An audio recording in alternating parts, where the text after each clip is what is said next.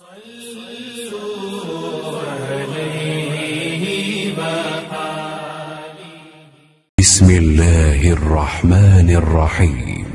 सही बुखारी हदीस नंबर 645।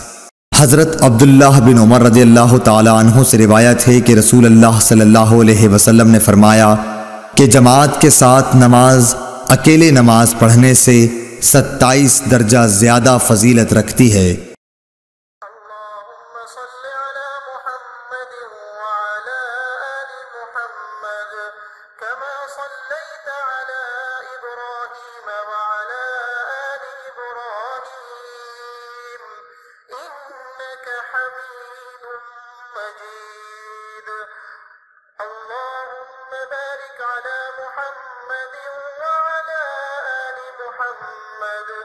كما باركت على إبراهيم